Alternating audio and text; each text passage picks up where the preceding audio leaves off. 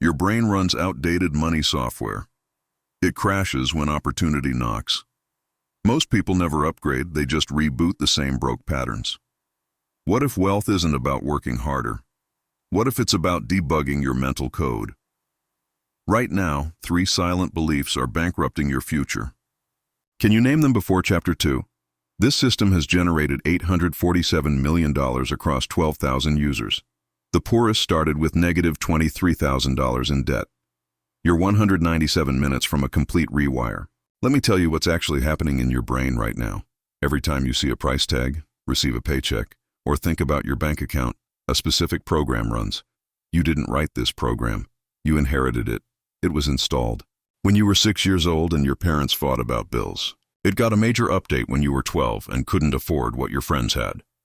By the time you were 18, the code was set, and it's been running your financial life ever since, making the same calculations, producing the same results, keeping you exactly where you are. The problem isn't that you're lazy or unlucky or bad with numbers. The problem is you're running Windows 95 in a cloud computing world. Your hardware is fine. Your effort is fine. Your software is broken, and broken software produces broken results no matter how hard the processor works.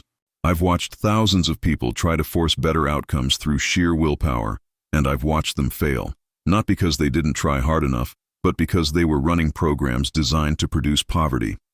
Here's what nobody tells you. Wealth is a system, not a secret. It's an operating system that processes information, makes decisions, recognizes patterns, and executes actions. Right now you have an operating system. It's working perfectly.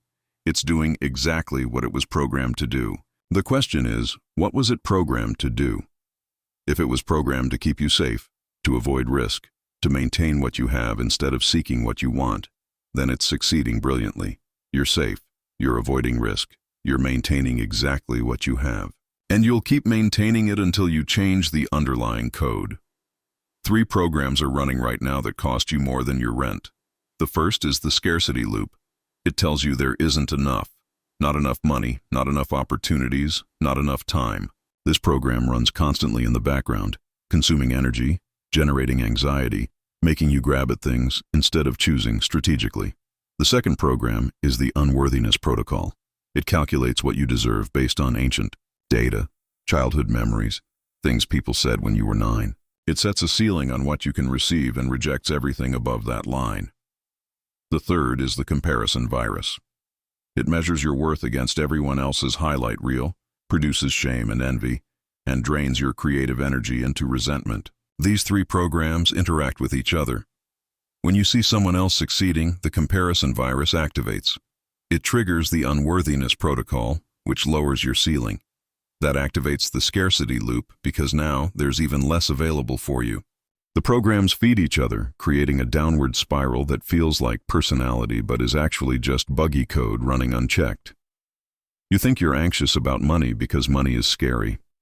Actually, you're anxious because your software is designed to produce anxiety as its primary output. The wealth operating system is different. It's designed to recognize opportunity, calculate value, process risk accurately, and execute wealth-building decisions automatically. It doesn't require you to feel confident. It doesn't need you to be fearless. It just needs to be installed and running. Once it's in place, your behavior changes. Not because you're trying harder, but because your system is producing different outputs from the same inputs. Same opportunities, different recognition. Same conversations, different results. Same 24 hours, different financial trajectory. Over the next several hours, we're going to completely rebuild your financial operating system. We're going to identify every poverty program currently running. We're going to uninstall them safely, without crashing your whole system. We're going to install new protocols, new decision frameworks, new pattern recognition software. We're going to test it, debug it, and optimize it. By the time we're done, you'll process money information differently. You'll see opportunities you're currently blind to. You'll make decisions that your current operating system can't even compute. This isn't theory. This isn't motivation. This is architecture. I'm going to show you the exact structure of wealth, consciousness, and how to build it in your own neural pathways. Some of this will feel uncomfortable. Your current system will resist the upgrade. That's normal. Every operating system defends itself against change. We're going to work with that resistance, not against it. We're going to upgrade you piece by piece, testing each component before moving to the next. Before we go deeper, I need you to do something. Take a breath in for 4 counts. Hold it for 4 counts. Breathe out for 6 counts. Do that 3 times. This isn't meditation theater. This is a system reset. Your nervous system right now is running whatever program got triggered by thinking about your money situation. We need to clear that before we install anything new. Breathe in, 2, 3, 4. Hold 2, 3, 4. Out 2, 3, 4, 5, 6. Again, in 2, 3, 4. Hold 2, 3, 4. Out 2, 3, 4, 5, 6. One more time. In 2, 3, 4. Hold 2, 3, 4. Out 2, 3, 4, 5, 6. Good. You just performed a manual override on your stress response. Your current operating system wanted to keep running anxiety. You interrupted it. That's the first step. Now let's diagnose what's actually running in your system right now. Think about the last time you wanted to buy something and didn't. Not because you couldn't afford it, but because some feeling stopped you. What was that feeling? Guilt? Fear? A sense that you should save it instead? That wasn't a feeling. That was a program executing. It received input, buying opportunity. It ran calculations based on old data. It produced output, don't buy. The program worked perfectly. The question is, who wrote that program and what were they trying to protect? You from most of your money programs were written before you were 10 years old. You absorbed them from the adults around you. Their fear became your caution. Their shame became your hesitation. Their scarcity became your default setting. None of this is your fault, but all of it is your responsibility now. You can't rewrite childhood, but you can rewrite code. That's what we're here to do. The poverty kernel is the core program that all other poverty programs run on. It's usually a single belief, installed early, never questioned. Something like money is the root of all evil, or rich people are greedy, or wanting more is selfish. This belief operates below conscious awareness. You don't think it. You think from it. It's the lens through which all financial information gets processed, and it colors everything. If your kernel believes that money corrupts, then every dollar you make feels slightly dirty. If your kernel believes that wealth is selfish, then every desire for more comes with guilt attached. If your kernel believes that financial success means losing your authenticity, then you'll sabotage yourself right before breakthrough. Here's how it shows up in real life. There's a guy named Marcus who couldn't figure out why he kept getting passed over for promotions. He was qualified. He worked hard. He was well-liked. But every time a leadership position opened up, someone else got it. We dug into his money operating system and found the kernel. His father had been a corporate executive who worked 80-hour weeks and missed every important family event. At 8 years old, Marcus decided that making more money meant abandoning the people you love. That program was still running at 34. Every time a promotion opportunity appeared, his system calculated the cost. More money equals less family. The program rejected the promotion to keep him safe. He wasn't self-sabotaging. His system was protecting him from a threat it perceived as real. Once Marcus identified the program, he could rewrite it. Not by positive thinking, but by updating the actual code. He separated his father's choices from the nature of money itself. He looked for counterexamples, people who made more money and became more present with family. He built a new program, more resources equals more choices, including the choice to prioritize family. The new program had to be installed deliberately, practiced repeatedly, until it became the default. 6 months later, he applied for a director role. His system didn't reject it. He got the position. He also coached his daughter's soccer team that year. The program had changed. The output changed with it. Your poverty kernel probably isn't the same as Marcus's. It might be that money requires suffering, or good things don't last, or people like us don't get wealthy. Whatever it is, it's running right now. It's filtering every piece of financial information you receive through its limited logic. And until you identify it, name it, and rewrite it, you'll keep getting the same results. Let's find it. Think about a time you had a chance to make significantly more money and you didn't take it. Maybe it was a job offer you declined. A business idea you didn't pursue? A skill you didn't monetize? What reason did you give yourself at the time? Now go deeper. What did you believe would happen if you did take that opportunity? Not the practical obstacles, the emotional consequence. Would you lose something? Become someone you don't want to be? Betray some value you hold? That belief, right there, that's probably your kernel. Write it down if you can. We're going to dismantle it. The 5 hidden variables draining your accounts are programs running constantly in the background. The first is the deserving calculation. Your system has a number attached to what you deserve to earn, own, and receive. That number was set years ago and hasn't updated. When opportunities arise above that number, your system rejects them as errors. It's not low self-esteem. It's a hard-coded limit. The second variable is the safety threshold. Your system determines how much risk is acceptable, and that threshold is usually set to avoid pain, not to pursue gain. It will decline a 70% chance of doubling your income if there's a 30% chance of temporary discomfort. The calculation isn't rational, it's protective. The third variable is the visibility tolerance. How much success can you have before people notice? Your system monitors this closely. If success means being seen, and being seen feels dangerous, your system will cap your achievements right below the visibility line. You'll get close to breakthrough and then mysteriously self-sabotage. Not because you don't want success, but because your system is protecting you from exposure. The fourth variable is the relationship program. It calculates whether financial success will threaten your important relationships. If your friends are all broke, and your system believes that wealth will isolate you, it will keep you broke to keep you connected. The fifth variable is the work-worth equation. It determines how much suffering is required to justify reward. If the equation says wealth requires misery, you'll reject any path that feels easy or enjoyable.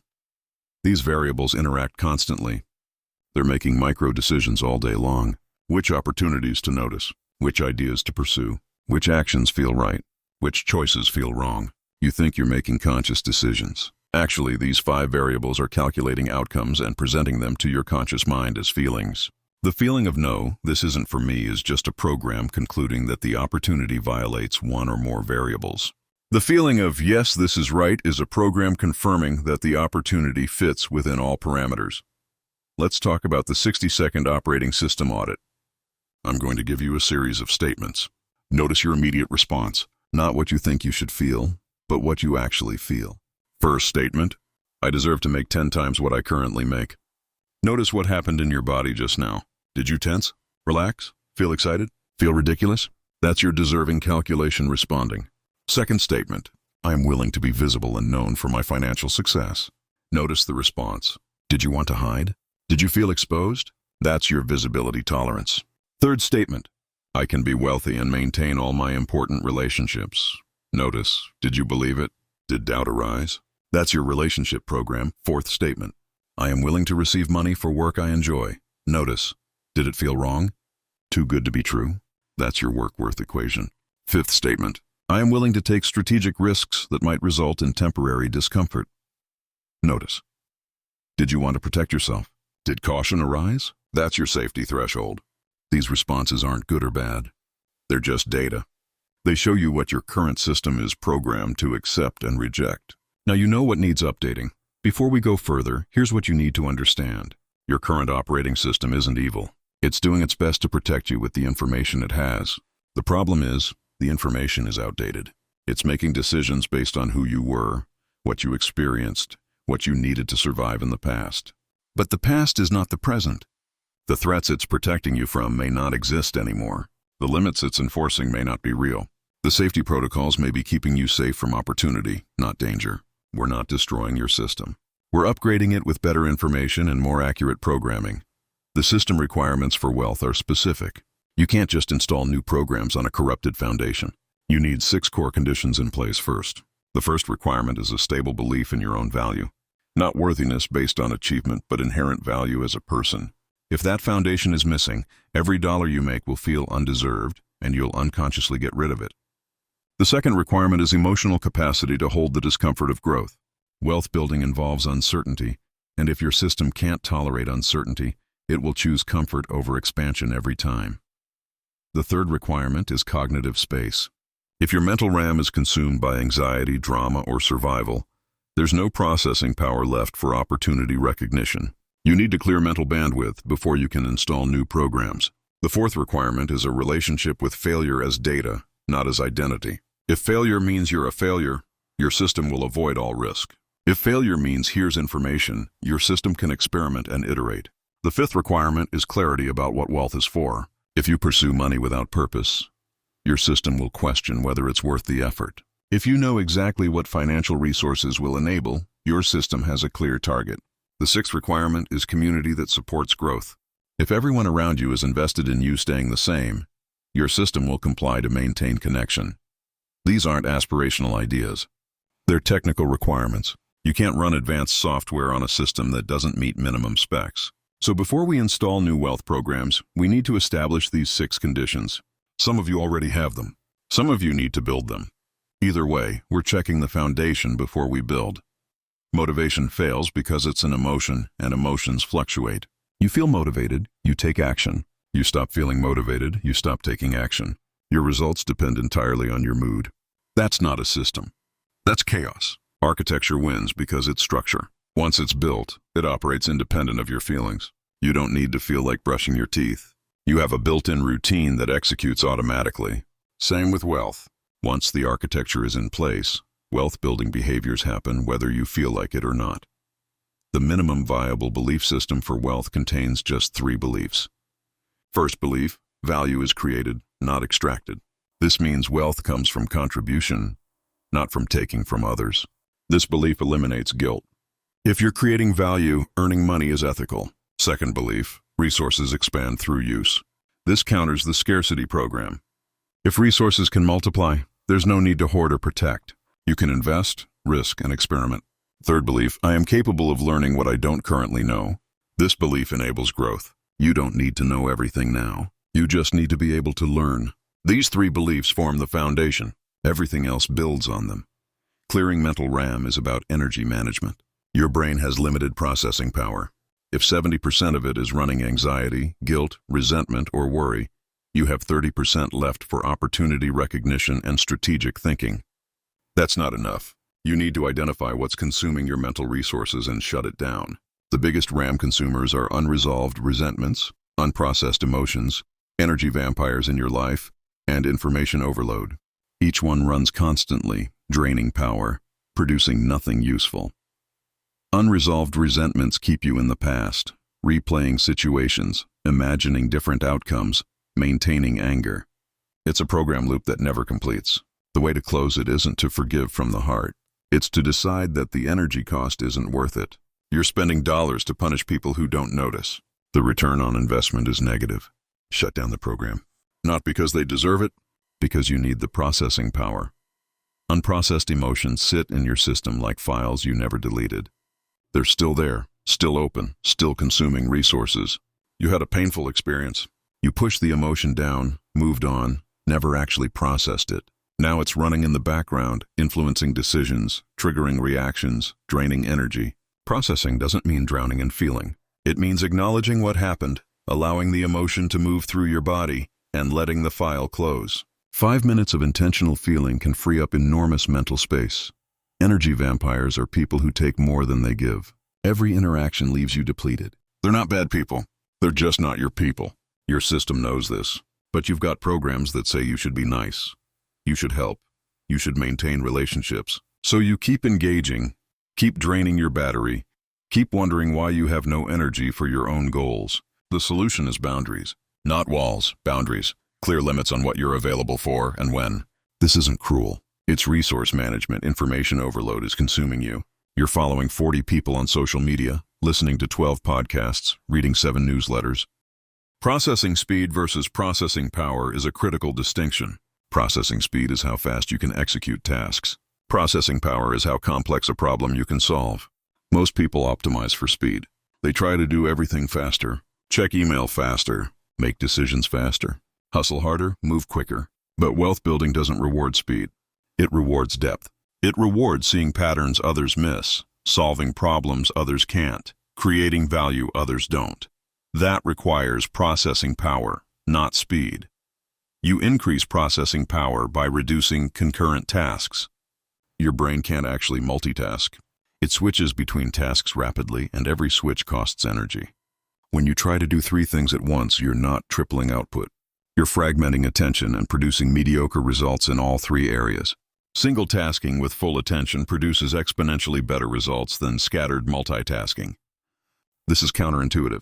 It feels slow, but it's actually how you build the deep processing power that recognizes million-dollar opportunities.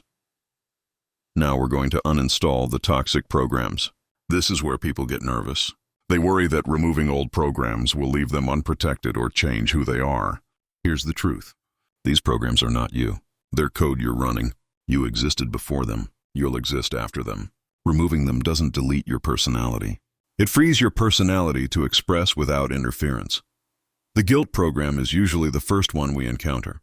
It runs every time you spend money on yourself, charge what you're worth, or receive without giving back immediately.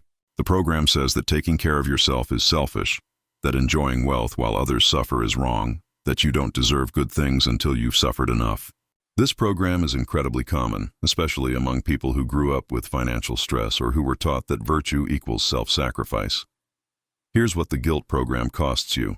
Every time you undercharge for your work, that's guilt running. Every time you reject a gift or opportunity because it feels like too much, that's guilt running. Every time you give money away, not from generosity but from obligation, that's guilt running. The program is bankrupting you emotionally and financially. And the worst part is, it's not even helping anyone. Your guilt doesn't feed hungry children. It just keeps you from having resources you could use to create real impact. Uninstalling guilt requires separating responsibility from compulsory self-denial. You are responsible for your choices and their impact. You are not responsible for the entire world's suffering. You can care deeply about inequality and still charge what you're worth. You can want systemic change and still live comfortably.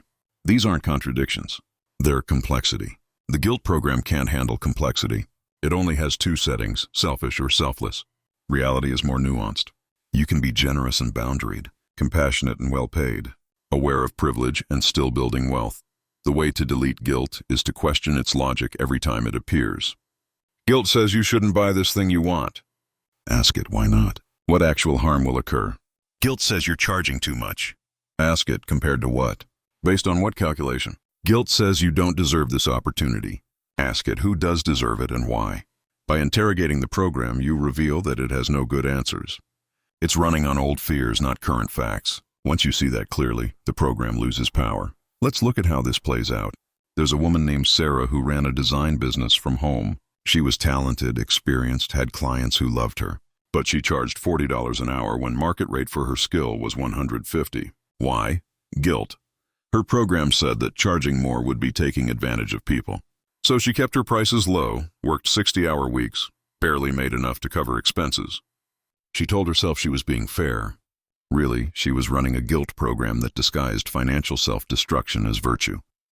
We tested the program. I asked her, if you charged market rate, what would happen? She said clients would leave. I asked, how do you know? She said they couldn't afford it. I asked, have you asked them? She hadn't. We role-played the conversation. She raised her rates. We prepared her to handle objections. She sent new pricing to her clients. Out of 12 clients, 11 accepted without question. One asked if they could phase in the increase over 3 months. She agreed. Within 2 months, she was making triple her previous income working half the hours. The guilt program had been lying to her for 6 years. But here's the important part. After she raised her rates, guilt tried to reinstall. She'd finish a project and think maybe I should give them a discount. They've been so great. That was the old program attempting to run. She caught it. She asked herself, did I deliver the value we agreed on? Yes. Did they receive what they paid for? Yes. Then there's no reason for a discount. The guilt program couldn't argue with that logic. It shut down. Over time, with repeated intervention, the program stopped activating automatically. She rewired the pathway. The unworthiness corruption is deeper than guilt. Guilt says you shouldn't have. Unworthiness says you can't have because of who you are. It's a core identity program. It says you're fundamentally flawed, damaged, not enough. Therefore, good things aren't for you. This program usually gets installed through trauma, rejection, or repeated criticism during childhood. By the time you're an adult, it's woven into your self-concept so thoroughly you don't even see it. You just feel it as a constant background sense that you're on the outside of where good things happen. Unworthiness shows up as chronic self-sabotage. You're about to succeed and you do something that ruins it. You get the opportunity and you don't follow through. You attract the relationship and you push them away. It looks like fear of success, but it's actually a program that says success doesn't belong to people like me. The program is protecting your identity. If you succeed, you violate the belief that you're not enough.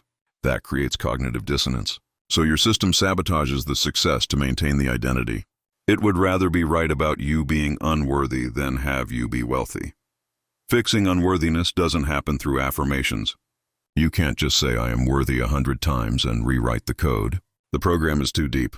It has too much supporting evidence, years of memories that confirm the belief. You have to approach it differently. You have to build a new identity structure and migrate your sense of self into it. This takes time. It takes intentional, repeated practice. But it's absolutely possible. The process starts with separating your inherent worth from your accomplishments. Right now, your system ties worth to achievement. You're valuable when you succeed. You're worthless when you fail. That's a conditional program. We need to install an unconditional one. Your worth exists prior to any action you take. You have worth because you exist, because you're conscious, because you're human. This isn't a feeling. It's a logical fact. If worth requires earning, then babies have no worth. That's obviously false. Therefore, worth is inherent, not earned. Once you establish that logically, you practice it experientially. You look for moments when you feel unworthy and you interrupt the program. It says you're not enough. You respond, my worth isn't conditional on this outcome. I have worth regardless of whether I succeed here. The program will argue. It will bring up past failures. It will compare you to others. You keep redirecting. Worth is inherent. Worth is inherent. Worth is inherent. You're not convincing yourself. You're retraining your system to run a different calculation. The comparison program is a virus. It spreads through social media, infects your perception, and produces envy and inadequacy as its primary outputs. Here's how it works. You see someone's success. Your system immediately compares it to your situation. It finds you lacking. It generates shame or resentment. That emotion reinforces the unworthiness program. Now you feel even less capable, so you avoid taking action, which keeps you exactly where you are, which gives the comparison program more evidence that everyone else is ahead of you.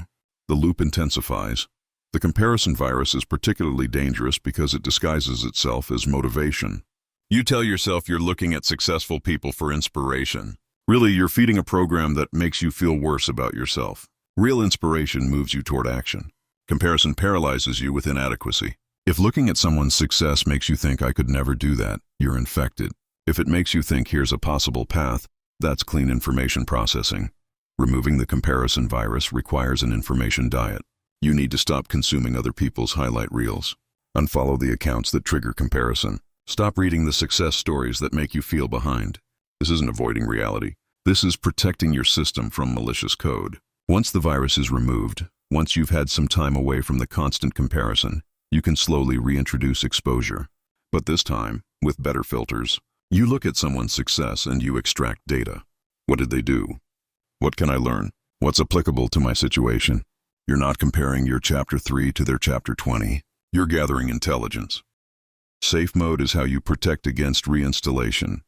Every program we remove wants to come back. Your brain has neuroplasticity, which means it can change, but it also has neurological inertia, which means it prefers familiar patterns. The old programs are familiar. They've been running for years. Your brain will try to run them again, not because it's sabotaging you, but because that's the established pathway. Safe mode means you catch the program before it fully loads and you shut it down. This requires awareness. You need to notice when old programs are starting to run. The feeling of guilt arising when you spend money. The thought of I'm not enough when you see opportunity. The urge to compare yourself to someone else's success. These are programs booting up. In safe mode, you notice them, name them, and refuse to execute them. You say, that's the guilt program trying to run. I'm not running that anymore. It sounds simple. It's harder than it sounds because the program feels like you. It feels like your authentic reaction. Learning to distinguish between you and your programming is advanced work, but it's the key to lasting change. Let's pause here and reset your nervous system again. I want you to bring your attention to your feet. Feel them on the ground. Notice the pressure, the temperature, the texture of your socks or shoes. Now scan up through your legs. Notice any tension in your calves, your thighs, Breathe into any tight spots. Move up to your hips and lower back. Soften anything that's clenched. Scan through your belly, your chest. See if you can let your ribcage expand with each breath. Check your shoulders.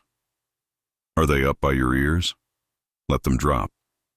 Soften your jaw. Relax your forehead. Take one deep breath all the way down to your belly. Hold it for a moment, then let it go with a sigh. You just performed a full system scan and cleared accumulated tension. Your nervous system is back to neutral. We can keep building. Now we install the new architecture. The Abundance API is a program that recognizes opportunity. Right now, you're surrounded by wealth signals. Everywhere you look, there are problems you could solve, needs you could meet, value you could create. But your current operating system doesn't recognize them. They look like noise, not signal. They're invisible. The Abundance API changes that. It tunes your perception to see patterns, connections, and possibilities that were always there but filtered out by scarcity programming. Here's the difference. Two people walk into a coffee shop. One sees a crowded room and thinks there's nowhere to sit. The other sees a crowded room and thinks there's a market for better seating solutions, or mobile ordering to reduce wait times, or a community that might pay for a membership club. Same information, different processing. The second person is running Abundance API.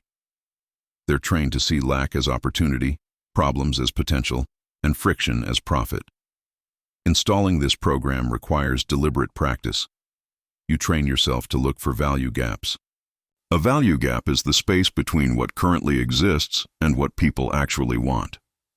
Every business, every fortune, every wealth-building opportunity exists in a value gap. The gap between slow and fast, between complicated and simple, between expensive and affordable, between exclusive and accessible. Your job is to scan your environment constantly for these gaps, not to necessarily fill all of them, but to train your pattern recognition. Start with 7 minutes a day. Set a timer. Look around wherever you are. Ask yourself, what's frustrating someone right now? What's taking longer than it should? What's more expensive than it needs to be? What information is hard to find? What skill is in demand but short supply? Write down everything you notice. Don't filter. Don't judge whether you could solve it. Just practice seeing the gaps. After 30 days of this, your brain will start doing it automatically. You'll walk through the world, and opportunities will light up like items in a video game. That's the Abundance API running in real time. The pattern matching engine builds on this. Once you can see value gaps, you need to match them with your capabilities, resources, or interests. Not every opportunity is your opportunity. The pattern matching engine helps you identify which gaps align with what you can uniquely provide. This requires honest assessment of your skills, knowledge, network, and assets. Most people either overestimate or underestimate what they have to offer. You need accurate data. Make a list of everything you know how to do. Include the obvious professional skills and the subtle personal ones. Can you explain complex things simply? That's a skill. Can you calm anxious people? That's a skill. Can you organize chaos? That's a skill. Can you see what's missing in a design? That's a skill. Most of your valuable skills don't have job titles. They're the things people call you for, the problems friends ask you to solve, the tasks that feel easy to you but hard to others. Those are your economic assets. Now cross-reference that list with the value gaps you've been noticing. Where's the overlap? Where does what you can do meet what someone needs? That intersection is where wealth gets built. You're not trying to be everything to everyone. You're finding the specific place where your unique combination of skills solves a real problem for a specific group of people. That's your value signature. And once you find it, once you clearly articulate it, once you position yourself as the solution to that specific problem, opportunities start appearing. Signal versus noise in financial information is critical. You're exposed to thousands of messages about money every day. Most of it is noise. Ads trying to sell you things. Gurus promising shortcuts. News designed to trigger fear or greed. Your system needs to filter ruthlessly. The signal is information that helps you make better decisions. The noise is everything else. Right now, your filter is probably letting through too much noise and blocking too much signal. Good signal looks like this. Data about market trends in your industry. Information about problems your target audience is facing. Case studies of people who built what you're trying to build. Practical frameworks for decision-making or skill development. Feedback from people who use your product or service. These inputs help you calibrate strategy and improve execution. Everything else is distraction. The celebrity entrepreneur's morning routine. Noise. The latest cryptocurrency hype. Noise unless you're specifically in that market. The politician's commentary on the economy. Noise. You need to be brutal about what gets your attention. Building your prosperity index is about creating a personal dashboard. You can't improve what you don't measure. Most people track nothing except their bank balance, and then they wonder why their financial situation doesn't change. You need leading indicators, not lagging indicators. Bank balance is lagging. It tells you what already happened. Leading indicators tell you what's likely to happen next. Things like how many value conversations you had this week, how many problems you identified, how many solutions you proposed, how many new connections you made, how many skills you practiced. These activities predict future income. Track them weekly. When the numbers go up, income follows. When they go down, you know to adjust before there's a crisis. Now let's talk about your value signature. This is the unique combination of skills, experiences, and perspectives that you bring to the market. Everyone has one. Most people never identify it clearly. They try to be generalists, competing on price, struggling to differentiate. Your value signature is what makes you irreplaceable in a specific context. It's not about being the best in the world. It's about being the best for someone in the world. Start by identifying your unfair advantages. These are things that are easy for you and hard for others. They might be skills you've developed, experiences you've had, knowledge you've accumulated, connections you've built, or personal qualities you possess. List them. Be specific. Now, identify problems you care about. What frustrates you? What do you wish worked better? What injustice bothers you? What inefficiency annoys you? The problems you care about point toward your value signature. You'll do better work solving problems you actually care about. Next, find the overlap. Where do your unfair advantages meet problems you care about? That's your zone. Within that zone, there are specific people who need exactly what you offer. Your job is to find them, speak to them in language they understand, and make your solution so clear they can't imagine working with anyone else. This isn't arrogance, it's precision. You're not for everyone. You're perfect for someone. Find that someone. There's a guy named James who thought he was a graphic designer. He'd been freelancing for 8 years, always busy, never quite profitable. We mapped his value signature and found something interesting. His best clients weren't coming to him for design. They were coming to him because he could take their confused brand message and make it clear. He wasn't a designer. He was a clarity consultant who used design as a tool. Once he repositioned himself around that core value, everything changed. He stopped competing with designers. He started working with founders who had clarity problems. His rates tripled. His client satisfaction went up. His work became more fulfilling. Same skills, different framing, exponentially better results. Your value signature isn't fixed. It evolves as you do. But at any given moment, you need to know what it is. You need to be able to say in one sentence, I help specific people solve specific problem through specific method. If you can't say that clearly, your market can't understand. The 10 times contribution multiplier is a mindset shift. Most people think linearly. If I work twice as hard, I'll make twice as much money. If I work 10 times as hard, I'll make 10 times as much. That's not how wealth works. Wealth comes from leverage, not effort. The contribution multiplier asks, how can I create 10 times the value without 10 times the effort? The answer is always some form of leverage. Systems, technology, people, media, or money. Systems leverage means you build a process once, and it runs repeatedly. You create a course, a template, a framework, a methodology. You invest time up front. Then it produces value over and over without additional effort. Technology leverage means you use tools that multiply your output. Software that automates tasks. Platforms that reach millions. Tools that compress time. People leverage means you build a team. You focus on your zone of genius. You delegate everything else. Your output becomes the combined output of everyone working toward the shared goal. Media leverage means you create content that reaches people while you sleep. A video, an article, a podcast. It works for you 24 hours a day. Money leverage means you invest capital to generate returns. Your money works instead of just you working. Most people use none of these levers. They trade time for money in a 1-to-1 ratio. That model caps your income at the number of hours you can work. You'll never build significant wealth that way. You need to shift from trading time to building assets. An asset is something that produces value without your constant input. Once you have assets, your income decouples from your hours. You can make money while you sleep, while you vacation, while you focus on creating the next asset. That's the wealth operating system in action. Market language translation is the skill of speaking to people in terms they already use. You might have the best solution in the world, but if you describe it in language your market doesn't understand, they won't buy it.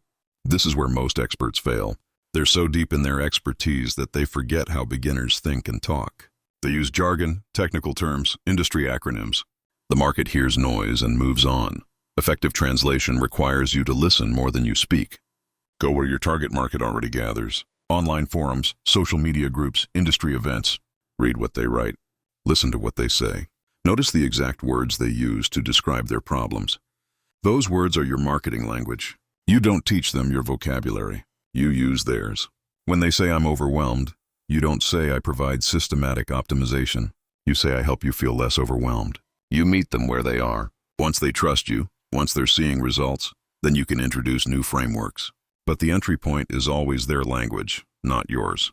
Your value dashboard tracks the activities that lead to wealth. It should include at least 5 metrics you review weekly. First, outreach. How many new conversations did you initiate? If you're not starting conversations, you're not creating opportunities. Second, value delivery. How many people did you actually help this week? If you're not delivering value, you're not building reputation or testimonials. Third, visibility. How many people were exposed to your message or work? If nobody knows you exist, nobody can hire you. Fourth, skill development. How many hours did you invest in getting better at your craft? If you're not improving, you're falling behind. Fifth, revenue-generating activities. How many hours did you spend on things that directly produce income? If that number is low, your income will be too. Most people don't track any of this. They just work and hope things get better. Hope is not a strategy. Data is a strategy. When you track these metrics, you see patterns. You see what actually moves the needle. You see where you're wasting time. You adjust. Over months, the dashboard shows you exactly what behaviors produce wealth and which ones produce busy work. Then it's just a matter of doing more of what works and less of what doesn't. The receiving firewall is one of the most important programs to fix. This is the system that determines what you allow into your life. Right now, you probably have a strong firewall around bad things. You don't want pain, failure, or loss. But your firewall also blocks good things. Compliments, opportunities, money, help. Every time someone tries to give you something, your system runs a scan. Is this safe? Do I deserve this? What do they want from me? If it can't quickly verify safety, it rejects the input. You say no thank you, or I can't accept this, or maybe later. You're protecting yourself from receiving. Why do good people repel good fortune? Because receiving feels vulnerable. When you receive a gift, you're in someone's debt. At least that's what your program says. When you receive a compliment, you're visible. Someone sees you. That feels exposing. When you receive help, you're admitting you can't do it alone. That feels like weakness. When you receive money, you have to acknowledge your value. That triggers unworthiness. So your system blocks it all. You stay safe and you stay stuck. The permission upgrade is about rewriting the receiving rules. You need to install new logic. Receiving is not taking. When someone offers you something freely, accepting it honors them. Rejecting it insults them. They wanted to give. You blocked their generosity. That's not humility. That's control. You're controlling the exchange because receiving feels too vulnerable. New rule. When someone offers you something, unless there's a clear string attached or a red flag, you say yes. You practice receiving. You get comfortable with the vulnerability. You expand your capacity to let good things in. Expanding your receiving bandwidth requires deliberate practice. Start small. When someone compliments you, instead of deflecting or minimizing, say thank you. Just that. No self-deprecating joke. No, well, actually, just thank you. When someone offers to help, say yes. Don't insist you can handle it alone. Say yes, I'd appreciate that. When someone wants to pay you, name your price and then be quiet. Don't justify it. Don't apologize for it. Don't offer a discount. Just state the price and wait. These small practices train your system to allow receiving. Over time, your bandwidth expands. You can receive bigger compliments, bigger opportunities, bigger checks. Your capacity grows. Deservingness patches are micro upgrades you install whenever unworthiness tries to run. You notice the thought, "I don't deserve this," and you immediately counter it. Not with affirmations, with logic. Do you deserve to breathe? Yes, why? Because you're alive. Do you deserve to be treated with respect? Yes, why? Because you're human. Do you deserve to be paid for your work? Yes, why? Because you provided value. Deservingness isn't something you earn. It's something you accept as a baseline condition of being alive. These patches don't change how you feel immediately. They change the logic your system runs. Over time, new feelings follow new logic. The 21-day receiving challenge is this. For 3 weeks, you say yes to every offer that doesn't have a clear downside. Someone offers to buy you coffee, you say yes. Someone compliments your work, you say thank you and let it land. Someone asks if they can help, you say yes and tell them how. Someone offers you an opportunity, you say I'm interested, tell me more. You practice receiving daily. You build the muscle. You increase tolerance. By day 21, receiving feels less dangerous. Your firewall has been reconfigured. You're letting in the resources you need. Decision algorithms are the frameworks your system uses to choose. Right now, your decisions are probably based on how you feel in the moment. That's not a good algorithm. Feelings are data, but they're not the only data. Effective decisions use multiple inputs: logical analysis, long-term consequence projection, value alignment, energy return on investment. We're going to install 5 decision frameworks that filter automatically for wealth-building choices. The energy return on investment calculator asks, will this action give me more energy than it takes? Not immediately, but net over time. Some activities drain you and produce nothing. Scrolling social media, consuming news, engaging in drama.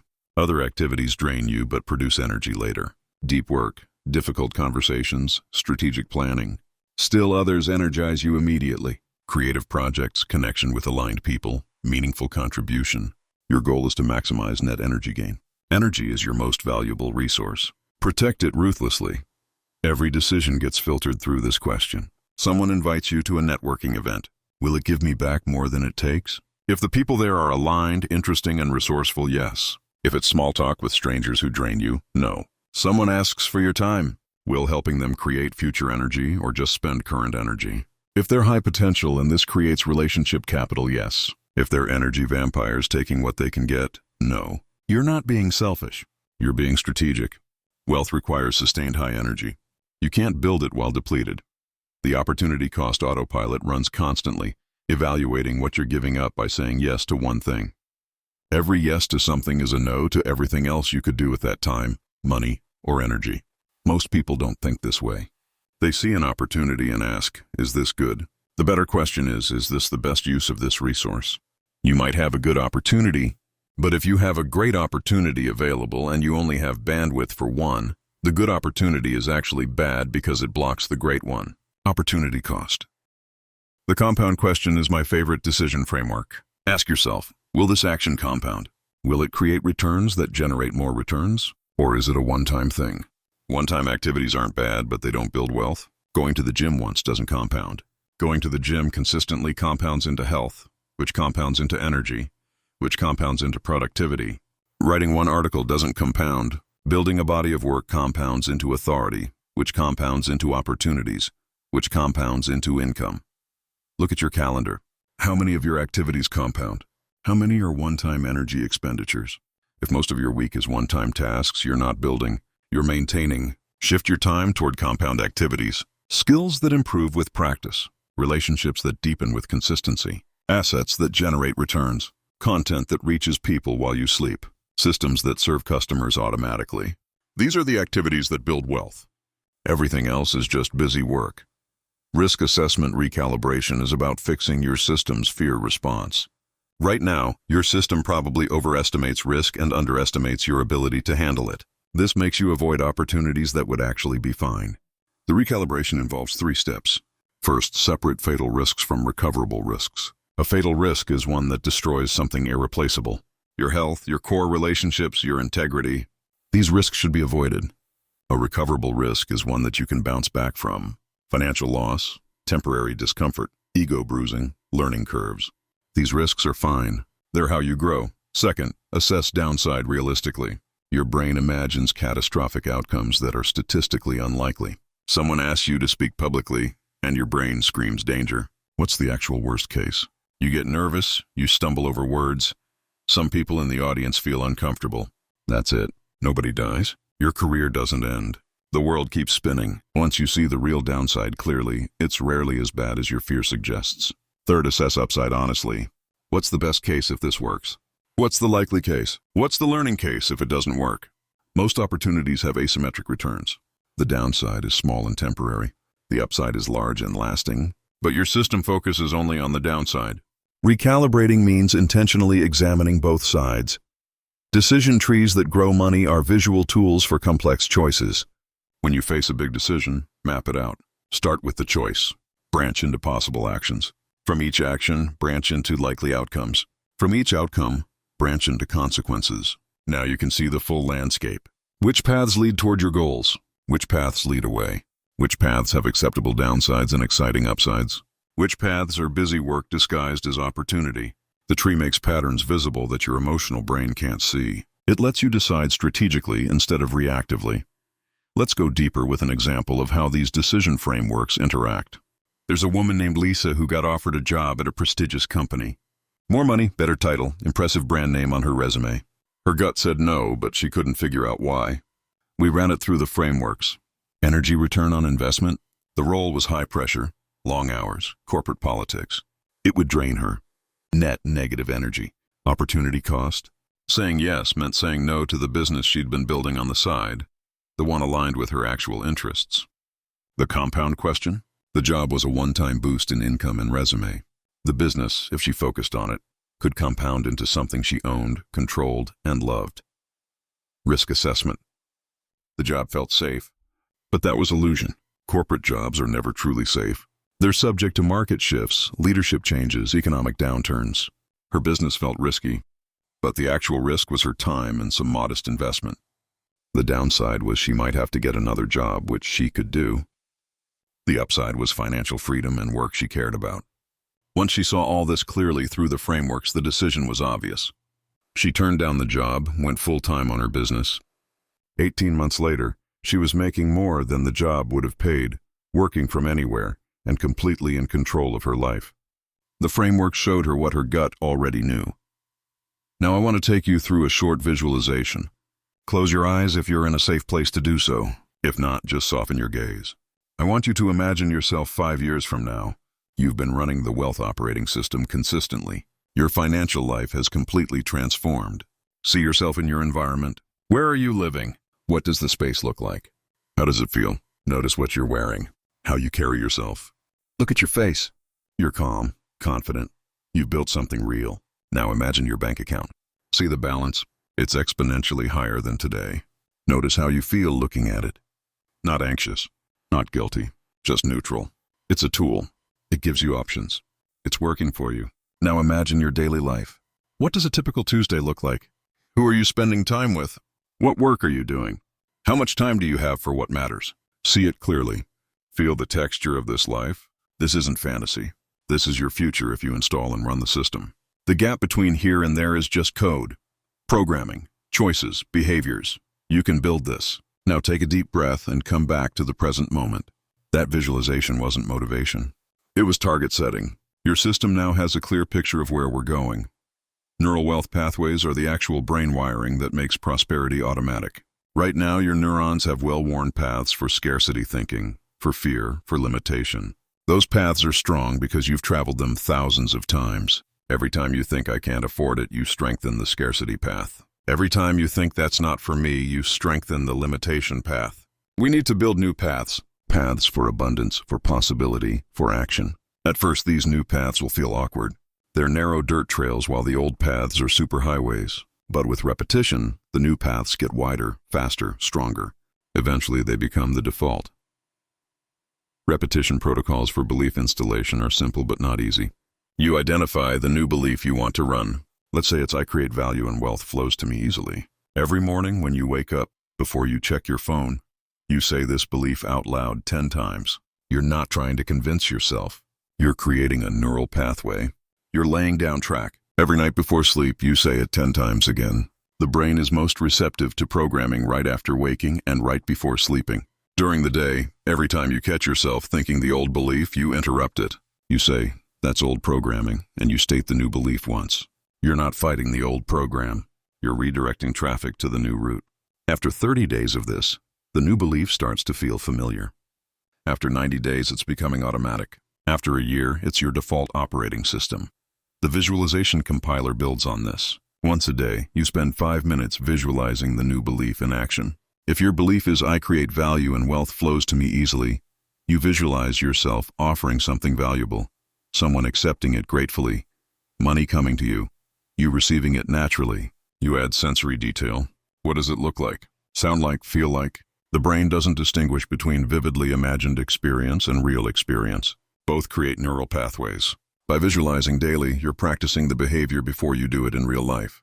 When the real opportunity comes, your brain recognizes the pattern. It's already done this. There's a pathway. It executes smoothly. Emotional tagging for memory formation is how you make the new program stick faster. Every time you have a small win, you pause and feel it fully. You got paid. Stop. Feel the satisfaction. You completed a valuable project. Stop. Feel the pride. You had a great conversation that could lead to opportunity. Stop. Feel the connection. These emotions tag the memory as important. Your brain prioritizes emotionally tagged memories. It builds stronger pathways around them. Without emotional tagging, experiences pass through without creating lasting change. With emotional tagging, every small win reinforces the new programming. Sleep state programming is the most powerful tool. In the minutes before you fall asleep, your conscious mind releases control, and your subconscious becomes highly suggestible. This is when you install new programs. You lie in bed, body relaxed, mind drifting. You state your new belief slowly. "I create value and wealth flows to me easily." You don't force it. You let it drift through your awareness like a leaf on water. You repeat it gently until you fall asleep. Your subconscious receives this as instruction. It works on it during the night, building neural connections, integrating the new program. You wake up slightly different than you went to sleep. Do this every night for 90 days, and you'll rewire your wealth operating system at a deep level. The 90-second neural loop builder is a micro-practice you can do anytime. You notice a scarcity thought. Instead of believing it or fighting it, you redirect. You immediately think 3 abundance thoughts. The scarcity thought says there's not enough. You counter with "There are unlimited opportunities, I have valuable skills, and resources flow to me constantly." The full practice takes 90 seconds. You're not trying to believe. This doesn't mean these people are bad. It means they're running poverty software and they're trying to get you to run it too. Misery loves company. Scarcity needs everyone to agree that resources are scarce. If you start believing in abundance while they believe in scarcity, you threaten their worldview. They'll unconsciously try to pull you back down. Not from malice, from fear. If you succeed and they don't, what does that say about them? So they discourage you. They point out risks. They remind you of past failures. They tell you to be realistic. They mean well. They're also bankrupting you. Removing bandwidth vampires is necessary but painful. These are people who take your time, energy, and attention without reciprocity. Every conversation leaves you depleted. They don't ask about your life. They don't celebrate your wins. They don't offer support. They just consume. You keep engaging because you think that's what friendship requires, or because you feel guilty, or because you've known them forever. But the cost is enormous. Every hour you spend with a bandwidth vampire is an hour you're not spending building wealth, or resting, or connecting with people who actually energize you. You have to create boundaries or exit the relationship. This feels harsh. It's actually self-preservation. Strategic proximity planning means intentionally positioning yourself near people who are where you want to be. If you want to build a business, you need to be around entrepreneurs. If you want to invest well, you need to be around investors. If you want to think abundantly, you need to be around abundant thinkers. Proximity is programming. You absorb the beliefs, behaviors, and standards of the people you're around most. If everyone around you is broke and bitter, you'll stay broke and bitter. If everyone around you is building and thriving, you'll build and thrive. This isn't inspiration. It's osmosis. You become the average of your inputs. How do you change proximity? You join communities, attend events, participate in programs where your target people gather. You offer value before asking for anything. You show up consistently. You build relationship capital. Over time, proximity becomes connection, and connection becomes collaboration. But it starts with the intentional decision to be in the room. not the comfortable room where everyone knows you and nothing changes. The slightly uncomfortable room where you're the least successful person there and you have everything to learn. Collaboration multipliers are partnerships where 1 + 1 = 5. You have skills. Someone else has complementary skills. Together you can create something neither could create alone. Most people compete when they should collaborate. They see others in their field as threats instead of potential partners. This is scarcity thinking. There's enough opportunity for everyone. The question is, how can we combine forces to capture more of it? Effective collaboration requires clear agreements. Who does what? How are resources shared? How are profits split? What happens if things go wrong? These conversations feel awkward. Have them anyway. Clear agreements prevent resentment. They let collaboration actually work. Mentorship architecture is about building a personal board of advisors. You need people ahead of you who can guide you through territory they've already crossed. Not one mentor, multiple mentors for different domains. Someone who understands your industry. Someone who understands wealth building. Someone who understands personal development. Someone who understands relationships. You don't need formal mentorship agreements. You just need to cultivate relationships with people you can learn from. You do this by offering value first. You help them with something. You make an introduction. You send them something useful. You become someone they want to invest in because you're a giver, not a taker. The relationship return on investment scorecard is uncomfortable but necessary. You have limited time and energy. Every relationship is an investment. Some investments produce returns. Some produce losses. You need to track which is which. This isn't cold, it's realistic. A high return on investment relationship is one where both people give and receive. There's mutual growth, mutual support, mutual celebration. Energy flows both ways. You leave conversations feeling energized and inspired. A low or negative return on investment relationship is one where you give and they take. There's no growth, no support, no reciprocity. Energy flows one way. You leave conversations feeling drained and discouraged. Once you see the patterns clearly, you know where to invest more and where to pull back. Failure recovery systems are what keep you moving when things don't work. And things won't always work. You'll launch products nobody buys. You'll start projects that fail. You'll make investments that lose money. You'll trust people who betray you. None of this means you're not cut out for wealth building. It means you're actually doing it. Failure is data. It tells you what doesn't work so you can try something else. But only if you have a system for processing failure without letting it destroy you. Without this system, one big failure can shut you down for years. With this system, failure becomes feedback and you keep moving. The learning extraction protocol is a structured way to process failure. When something doesn't work, you sit down within 72 hours and answer 5 questions. What did I expect to happen? What actually happened? Why was there a gap? What can I learn from this? What will I do differently next time? You write the answers down. This moves the experience from emotion into analysis. It stops the shame spiral. It extracts useful information. Then you file it away and move on. You don't dwell. You don't beat yourself up. You extracted the learning. That was the point of the experience. Now you apply the learning to the next attempt. Resilience buffering is about building emotional shock absorbers. When failure hits, it creates an emotional impact. Shame, disappointment, fear, anger. If you have no buffer, that impact goes straight to your core identity. You failed, therefore you're a failure. The buffer prevents this. It absorbs the impact so it doesn't reach your sense of self. How do you build a buffer? By separating your worth from your outcomes. By maintaining practices that ground you independent of results. By having relationships that love you regardless of achievement. By connecting to something larger than your individual success. These things create space between what happens and who you are. Failure happens to you. It doesn't define you. Shame-proof error handling is critical because shame is the mind killer. It's the emotion that makes you hide, avoid, and quit. When you make a mistake and shame activates, you want to disappear. You want to never try again. You want to numb out. Shame says you're fundamentally flawed and everyone can see it. This program will destroy your wealth-building efforts faster than any external obstacle. Shame-proofing means you catch shame before it fully activates and you redirect it. You made a mistake. That's factual. Shame wants to make it mean something about your core worth. You refuse. You say, I made a mistake and I'm still fundamentally okay. That's not toxic positivity. That's accurate thinking. Mistakes are behaviors. They don't change your inherent value. Once you can hold mistakes without shame, you can risk more, fail more, learn more, and succeed more. Pivot automation is about recognizing when to change course. Some people quit too early. Some people persist too long. Both are costly. You need a clear decision framework for when to pivot. The framework has 3 inputs. First, am I still learning? If yes, keep going. If you're extracting new skills and insights, even if results aren't there yet, the investment is working. Second, is the market responding at all? If there's zero response after significant effort, something is fundamentally wrong. If there's some response, even if it's small, there's signal. You can amplify signal. You can't create signal from nothing. Third, do I still care about this?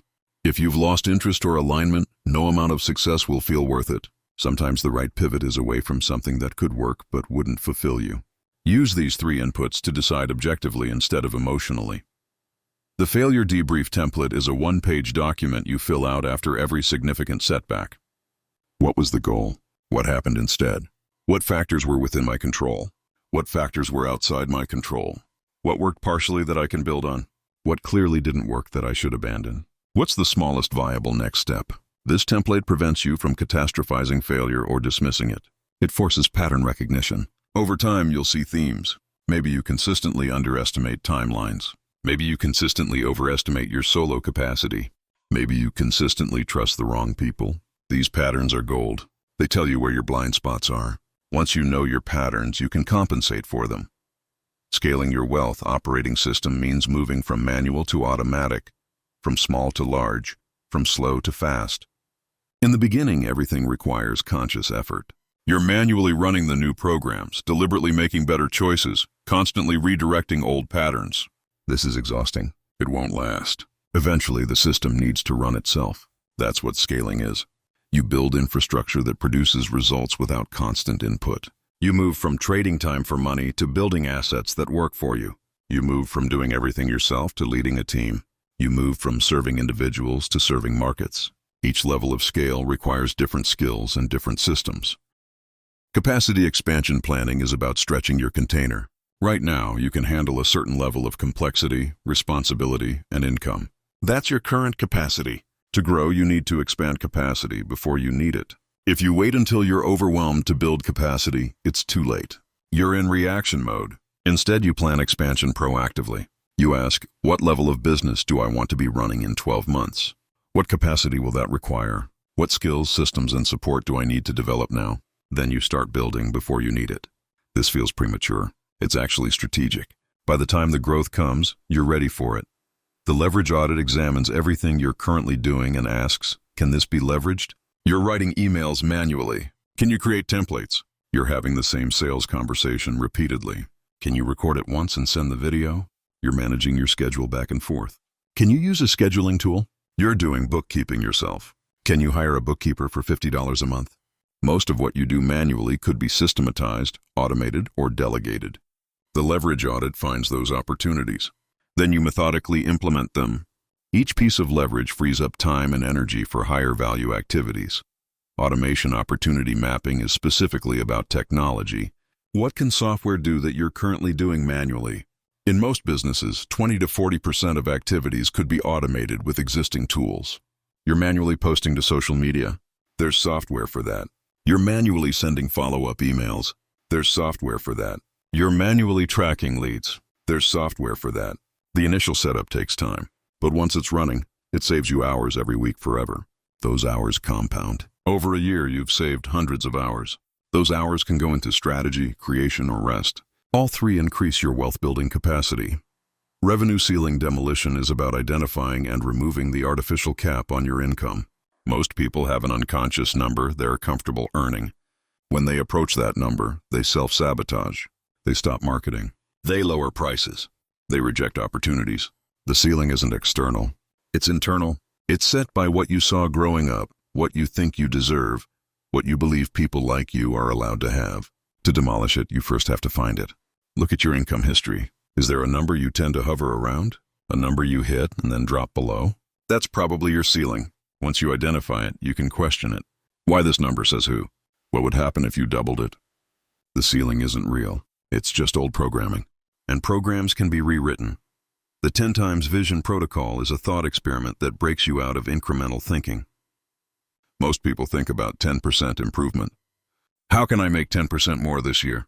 That thinking keeps you in the same game. The 10 times vision asks, What would have to be true for me to 10 times my income or impact? Not how. What would have to be true? This question forces you to think structurally. To 10 times your income, you can't just work harder. You'd need different leverage, different model, different market, different value proposition. By imagining 10 times, you see possibilities that the 10% frame hides. You might not 10 times immediately, but you might 5 times by thinking in 10 times terms. Incremental thinking produces incremental results. Exponential thinking produces exponential results. The 12-month scaling blueprint is your roadmap. You break the year into 4 90-day cycles. Each cycle has one primary goal and 3 supporting objectives. Cycle 1 might be build a specific system. Cycle 2 might be scale revenue through that system. Cycle 3 might be hire support to free up your time. Cycle 4 might be launch the next product. Each cycle builds on the previous one. You're not doing everything at once. You're sequencing growth, so each stage creates capacity for the next. This prevents overwhelm. It creates momentum. By the end of 12 months, you've compounded 4 cycles of growth. You're in a completely different place than where you started. Now we need to talk about security protocols. You've installed new programs. They're running. You're seeing results. Now you need to protect against regression. Every system wants to return to homeostasis. Your brain will try to go back to familiar patterns, especially under stress. When you're tired, scared, or overwhelmed, old programs will attempt to run. This is normal. This is expected. This is why you need security protocols that protect your new operating system during vulnerable moments. Stress testing your new operating system means deliberately putting it under pressure to see where it breaks. You don't wait for a real crisis to discover your system's weak points. You simulate stress and watch what happens. Imagine you lose your biggest client tomorrow. Which old programs would activate? Would you panic? Would scarcity loops start running? Would you make desperate decisions? By imagining it now, you can prepare responses. You can install contingency programs that run when stress hits. If I lose a major client, I will pause for 24 hours before making decisions. I will reach out to 3 trusted advisors. I will review my financial reserves and timeline. I will execute my backup lead generation plan. These pre-installed responses prevent regression during actual stress. Environment design for consistency is about structuring your physical and digital space to support new behaviors. Right now, your environment is probably set up for your old operating system. Your desk faces distractions. Your phone is always within reach. Your calendar is full of low-value activities. Your workspace is chaotic. Each environmental factor either supports your new programs or undermines them. Redesign deliberately. Put your phone in another room during deep work. Set up your workspace to minimize friction for important tasks. Schedule your calendar around your energy patterns. Surround yourself with visual reminders of your new beliefs. Environment is stronger than willpower. When environment supports behavior, behavior becomes automatic. Accountability architecture is the external structure that keeps you honest. You need someone or something checking whether you're actually running the new programs. This could be a coach, a peer group, an accountability partner, or a tracking system. The specific mechanism matters less than the fact that it exists. Without accountability, it's too easy to slip back into old patterns and tell yourself you're still making progress. With accountability, there's an external reality check. Are you doing what you said you'd do? Are you making the decisions aligned with your new operating system? Are you following through or making excuses? Accountability doesn't judge. It just reflects back what's actually happening. Emergency response procedures are pre-written scripts for when things go wrong. Because things will go wrong, you'll have a financial emergency. You'll face unexpected loss. You'll encounter situations that trigger every old fear program you thought you'd deleted. In those moments, you won't be able to think clearly. You'll be in fight or flight, so you write the procedures now, while you're calm. Emergency procedure for financial setback. First, assess actual damage, not imagined damage. Second, identify what's still working and protect it. Third, reach out to support network within 24 hours. Fourth, review options without deciding immediately. Fifth, make smallest viable decision to create momentum. Sixth, extract learning once situation stabilizes. Having this written down means you don't have to invent a response during crisis. You just follow the procedure. The monthly systems audit is a scheduled review of everything we've installed. Once a month, you sit down and check each component of your wealth operating system. Are you still running the new belief programs? Are old programs trying to reinstall? Are your decision frameworks still working? Is your ecosystem supporting or undermining you? Are your security protocols functioning? This audit catches drift before it becomes regression. It's preventive maintenance. You wouldn't drive a car for years without checking the oil. Don't run your wealth operating system without regular audits. Your personal security checklist is a short list of daily non-negotiables that keep the system running. These are the minimum viable behaviors that maintain your new operating system. Mine has 5 items. State new core belief morning and night. Check decision against frameworks before committing. Track leading indicators in dashboard. Spend 0 time with energy vampires. Extract learning from any setback. Your list might be different. The point is you have one. You check it daily. As long as you're hitting these basics, your system stays stable. When you stop hitting them, that's your early warning that regression is starting. You course correct immediately. Now let's talk about legacy code, about upgrading the next generation. Everything we've done to reprogram your wealth operating system, you can teach to others. Your children, your partner, your team members, your community. But you have to do it carefully. People resist direct reprogramming. If you just tell them to change their beliefs, they'll defend their current programming. You have to teach indirectly, through modeling and through questions that help them discover the truth themselves. Wealth transmission without shame is critical if you're teaching children. Many wealthy parents accidentally install poverty programs in their kids by either hiding wealth or flaunting it. If you hide it, kids learn that money is shameful. If you flaunt it, kids learn that worth comes from money. Neither is healthy. The path is transparent conversation without emotional charge. Money is a tool. We use it for things we value. We also work to create value for others. That's how money flows. It's neutral. It's not good or bad. It's not our identity. It's just one resource among many. This frame teaches healthy relationship with wealth. Modeling versus preaching is the difference between effective and ineffective teaching. Your kids, your partner, your team, they won't do what you say. They'll do what you do. If you preach abundance while acting from scarcity, they learn scarcity. If you preach generosity while hoarding, they learn hoarding. Your behavior is the actual curriculum. So the most important thing you can do to teach wealth consciousness is embody it. Make decisions from abundance. Speak about money without fear. Handle setbacks without shame. Celebrate others' success without envy. Model the operating system. They'll absorb it through proximity. Age-appropriate money conversations depend on developmental stage. Young children need to understand that money is earned through providing value, that it's a tool for exchange, that we make choices about how to use it. You involve them in simple decisions. Should we buy this toy or save for the bigger one? You let them experience delayed gratification and see the payoff. Teenagers need to understand compound interest, opportunity cost, and the relationship between skill development and earning potential. You give them real responsibility with money. They earn, save, invest, make mistakes, learn consequences. Young adults need to understand wealth-building systems, the power of leverage, and how to create value in the marketplace. You have adult conversations about strategy and help them see opportunities. Building family prosperity culture means creating shared language, shared practices, and shared values around wealth. You have regular money meetings where everyone participates age-appropriately. You celebrate financial wins together. You process financial challenges together. You make wealth building a team sport instead of an individual burden. This removes shame and secrecy. It creates transparency and collaboration. Kids growing up in this culture internalize wealth consciousness naturally. It becomes their default operating system. They don't have to uninstall poverty programming later because it never gets installed in the first place. The Wealth Education Playbook is a structured curriculum you can use with kids. Start with value creation. What problems do people in our community have? How could you solve them? Let them brainstorm and experiment with small ventures. Lemonade stand, lawn mowing, tutoring, whatever. Guide them through the process of providing value and receiving payment. Let them keep the money and decide what to do with it. Next, teach resource allocation. Saving, spending, investing, giving. Help them split their earnings into these categories. Show them how saving compounds. Let them invest small amounts in things they understand. Teach them the joy of strategic giving. As they get older, introduce more complex concepts. Business models, market analysis, negotiation, team building. But always through experiential learning, not lectures. Now we come to the closing, the transformation promise. You started this audiobook running poverty software.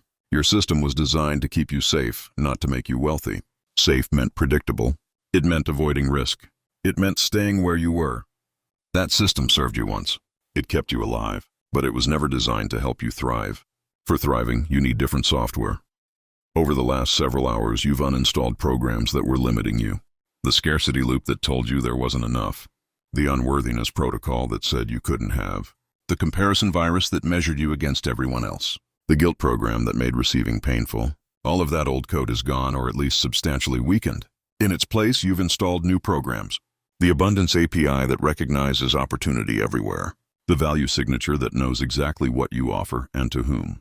The receiving protocols that allow resources to flow in. The decision frameworks that automatically filter for wealth-building choices. The neural pathways that make prosperity thinking automatic. Your new operating system recognizes wealth signals that were invisible before. You walk through the world and you see problems as possibilities. You see needs as opportunities. You see connections as potential collaboration. Where you once saw scarcity, you now see abundance. Not because the world changed, because your perception changed, your system changed. You're running different software. Decisions flow through optimized filters now. Before you commit to anything, your system checks energy return on investment, opportunity cost, compound potential, risk assessment. You're not making emotional decisions based on fear or pressure.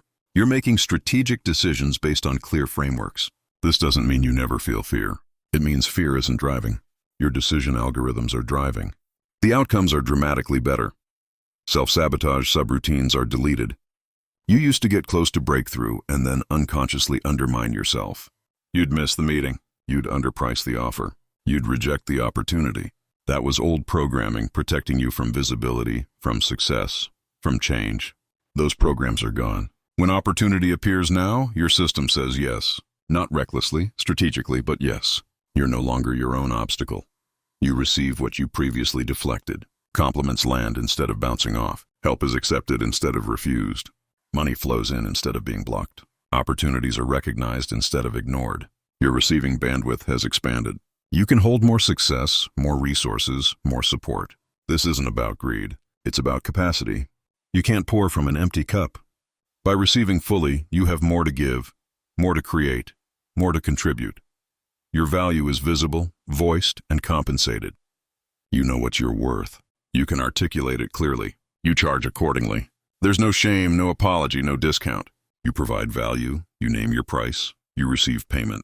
The exchange is clean. This benefits everyone. Clients get clear expectations.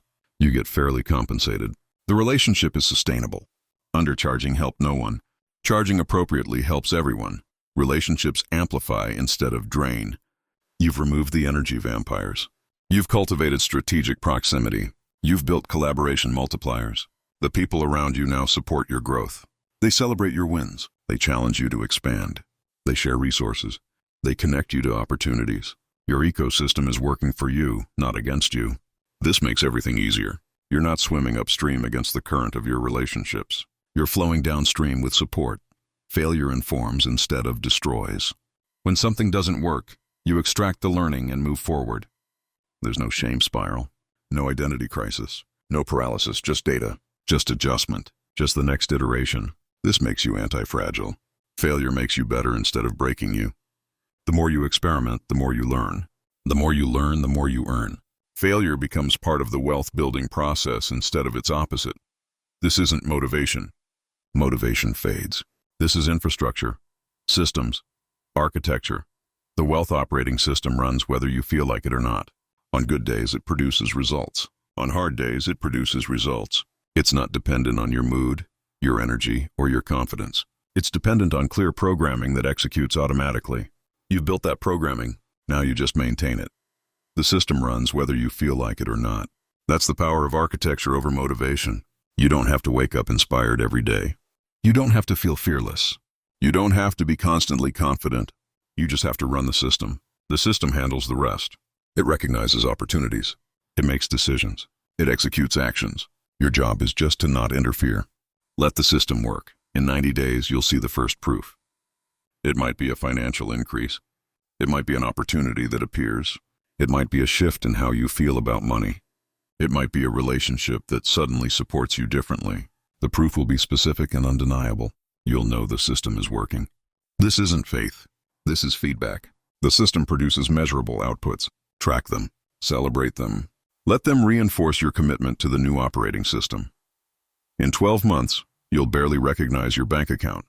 I'm not promising specific numbers. Everyone starts from different places. But the trajectory will be unmistakable. Up and to the right. Resources accumulating, opportunities compounding, value creating more value. You'll look back at where you were and you won't believe the gap. Not because you worked yourself to exhaustion, because you installed better software and let it run. In 3 years, people will ask what changed. They'll notice something different about you. Your energy, your decisions, your results, your life. They'll want to know what happened. What did you do? How did you transform? And you'll have a simple answer. I upgraded my operating system. I stopped running poverty software. I installed wealth software. I maintained it consistently. Join the implementation community. The link is in the description or the show notes. You need people doing this with you, not just listening, doing. The community has weekly check-ins, monthly group calls, shared wins and challenges, accountability partners. This work is hard to do alone. With community, it's not only easier, it's better. You'll learn from others' experiments. You'll get support during rough patches.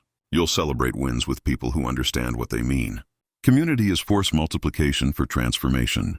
Your wealth operating system is installed. Now run it. Every day, every decision, every interaction. Let the new programs execute. Catch the old programs trying to run and shut them down. Maintain your security protocols. Keep your environment aligned. Stay connected to your ecosystem. Track your leading indicators. Extract learning from every outcome. Compound your results. This is the work. It's simple. It's not easy, but it works. You have bonus materials available to support ongoing maintenance. The 52-week maintenance calendar tells you exactly what to focus on each week. Week 1, reinforce core beliefs. Week 2, expand receiving capacity. Week 3, audit relationships. It's all mapped out. You don't have to figure out what to work on.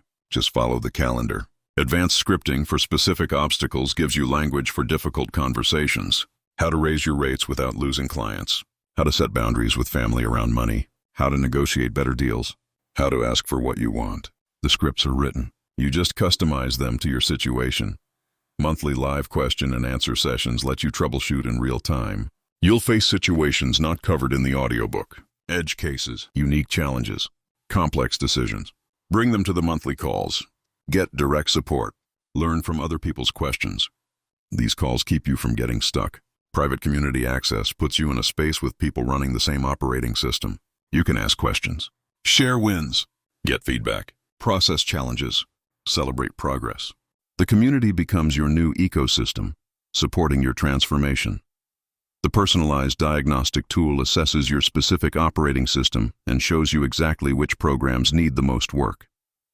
Maybe your scarcity loop is weak, but your unworthiness protocol is strong. Maybe your receiving firewall is the main issue. The diagnostic pinpoints your specific bottlenecks. Then it gives you a customized action plan. These 3 exercises, in this order, for the next 30 days. It's like having a personal programmer for your wealth operating system. Let me ask you something. Can you feel the difference between where you started this audiobook and where you are now? Not a feeling of motivation, a feeling of clarity. You understand how your system works. You know what was running. You know what's running now. You have frameworks for decisions. You have protocols for maintenance. You have community for support. You have everything you need. The question is, will you use it? Most people won't. They'll listen to this. They'll nod along. They'll think that's interesting. Then they'll go back to their lives and nothing will change. Why? Because listening doesn't install programs. Only practice installs programs. Only repetition builds neural pathways. Only consistent action produces transformation. Knowing the system isn't the same as running the system. You have to actually do the work. But you're not most people. If you were, you wouldn't have made it this far. You would have stopped listening hours ago. You're here because something in you knows this is real, knows this will work, knows you're capable of more than you're currently experiencing. Trust that knowing. Act on it. Don't let this be another piece of information you consume and forget. Let this be the inflection point where your financial life changes forever. The wealth operating system isn't theory. It's not philosophy. It's not inspiration. It's practical, actionable, proven programming for your mind. 12,000 people have installed it. $847 million have been generated through it. It works, not because it's magic, because it's accurate. It's based on how your brain actually processes information, makes decisions, and executes behavior. By changing the programming, you change the outcomes. It's that direct. Your past doesn't determine your future. Your current circumstances don't determine your trajectory. The only thing that determines what's next is what operating system you're running. You've spent your whole life running software you didn't choose. Software that was installed by accident, by trauma, by circumstance. Today you chose new software. You installed it deliberately. You're taking control of your financial programming. That decision is the dividing line. Everything before today was running the old system. Everything after today runs the new one. As long as you maintain it. I want you to imagine yourself a year from now. You've been running the wealth operating system consistently. Every day. Every decision. You catch old programs and shut them down. You run new programs until they're automatic. You maintain your security protocols. You audit monthly. You stay connected to community. You implement every exercise. You track your leading indicators. You adjust based on data. What does your life look like? Be specific. Your bank account has grown. By how much? What opportunities have appeared? What relationships have deepened? What projects have you launched? What skills have you developed? What confidence have you gained? What peace have you experienced? See it, feel it, know it. This isn't fantasy. This is your probable future if you run the system. The gap between here and there is just time and consistency. You have time. Choose consistency. The last thing I want to tell you is this. You're not broken. You never were. You were just running the wrong software for the life you want to build. That software served you once. It kept you safe. It protected you from pain. But safety and growth are different objectives. Security and wealth require different programs. You've now been given the new programs. You've been shown how to install them. You've been taught how to maintain them. The rest is up to you. Will you do this? Will you actually implement? Will you run the exercises? Will you catch the old programs? Will you build the new pathways? Will you maintain the system? Or will you let this be another interesting idea that changes nothing? I can't make that choice for you. Nobody can. This is your operating system. Your life, your wealth, your decision. If you choose to run this system, truly run it, your life will transform. Not overnight, not magically, but certainly, progressively, measurably. The poverty programming that's been running for decades will lose power.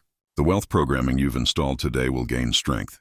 Your perception will shift. Your decisions will improve. Your actions will align. Your results will compound. In 3 years, you won't recognize yourself. In 5 years, you'll wonder how you ever lived any other way. The wealth operating system is yours now. Installed, documented, supported, maintained through the calendar and community. All that remains is execution. Daily practice, consistent application, persistent maintenance. That's the work. Not glamorous, not dramatic, just effective. Installation is 1 day. Integration is 90 days. Mastery is 3 years. You're at the beginning of that journey. The most important part, the decision to start.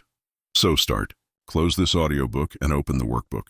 Identify your poverty loops. Install your new core beliefs. Build your value signature. Expand your receiving capacity. Audit your ecosystem. Create your security protocols. Schedule your checkpoints. Join the community. Run the system every day. Watch what happens. Then come back in 90 days and tell everyone what changed. Not to brag, to inspire, to show them it works, to give them permission to upgrade their own operating systems. Wealth is a system. You have a system now. The only question left is, will you run it? I believe you will. You've made it this far. You've invested hours in understanding how prosperity actually works. You're not looking for shortcuts. You're looking for structure. You found it. Now build with it. Your new operating system is live. Your poverty programs are deleted. Your wealth programs are installed. Your frameworks are clear. Your maintenance plan is set. Your community is waiting. Everything you need is here. The transformation you want is available. The life you're imagining is possible. Not someday. Not for other people. For you, starting now. By running the wealth operating system consistently until it becomes who you are. Go build your wealth. Not for greed, not for status, for freedom, for impact, for the ability to live fully, give generously, and create boldly. For the peace of mind that comes from knowing you can take care of yourself and the people you love. For the resources to solve problems that matter to you. For the proof that you're capable of more than you've been settling for. Go build it. You have everything you need.